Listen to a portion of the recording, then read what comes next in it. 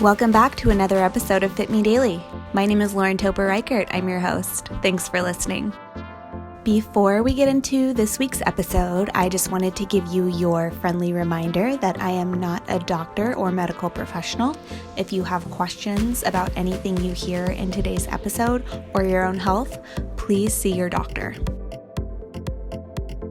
In this week's episode, I will be doing a little bit of comparing and contrasting both endometriosis and adenomyosis. The two conditions are similar, but also different, and I am going to share those similarities and differences with you. Before I get into it, I will say that this episode is going to be very cut and dry. I really just want to outline the similarities and differences and the symptoms and just a handful of other factors in the most clear way possible. So I hope I don't bore you to death, but let's get into it. Both adenomyosis and endometriosis are disorders of the endometrial tissue that lines the cavity of the uterus. Although similar, these disorders develop differently, have different symptoms, and are diagnosed differently. In adenomyosis, endometrial cells grow within the walls of the uterus.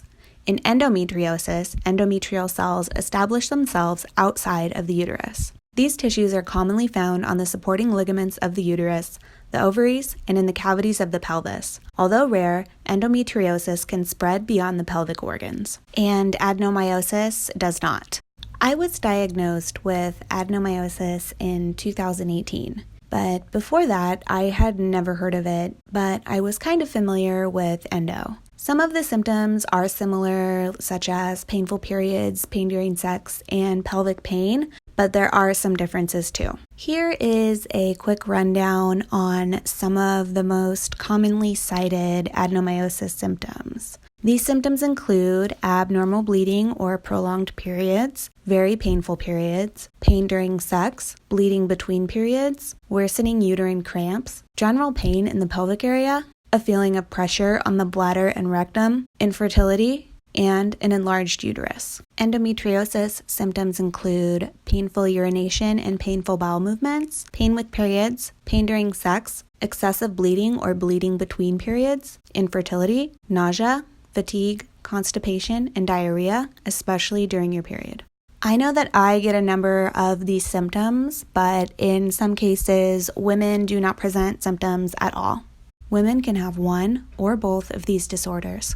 There were two studies that I found that kind of followed the same path and came to the same conclusion, although the survey groups were a little different in size and the findings were a little bit different as well, but I still think they're both relevant. A study from the Archives of Gynecology and Obstetrics found a link between the two conditions. So this 2015 study found that there is an 80.6% chance of having endometriosis if you have adenomyosis. And there is a 91.1% chance of having adenomyosis if you have endometriosis. A few years later, there was a survey that was published in the American Society for Reproductive Medicine journal that said, essentially, it came to the conclusion that there is a high prevalence of endometriosis in patients who have proven to have had adenomyosis at the time. This 2017 survey of 300 women who were diagnosed with adenomyosis between the years of 2008 and 2016 found that 42.3% of these women also had endometriosis. Research from the study and the survey link the two conditions, and if you're curious to dig a little deeper into both of these journals, I have linked to both of them on the Fit Me Daily blog. EndoWhat reports that 1 in 10 women have endometriosis. They also say each of these women go an average of 10 years before being diagnosed. I started looking for answers to my menstrual problems in early 2010, and I wasn't diagnosed with adenomyosis until 2018. I can't really say if adenomyosis was the cause of my symptoms and pain back then, but I do know that my concerns about my menstrual and reproductive health were dismissed as normal over and over again, and I know that a lot of other women share that same experience. When I was finally diagnosed, I was diagnosed via transvaginal ultrasound, also called endovaginal ultrasound. In the past, adenomyosis was only diagnosed by examining tissue samples after uterine surgery in hysterectomy specimens. Today, there are more non-invasive ways to diagnose adenomyosis, including transvaginal ultrasound, MRI, sonohistography, where a saline solution is injected through a tiny tube into the uterus as an ultrasound is given. Endo can also be diagnosed with transvaginal ultrasound and MRI, as well as laparoscopic surgery, which is a low-risk, minimally invasive procedure that only requires small incisions. This allows the surgeon to view inside of the abdomen and look for signs of endometrial tissue outside of the uterus.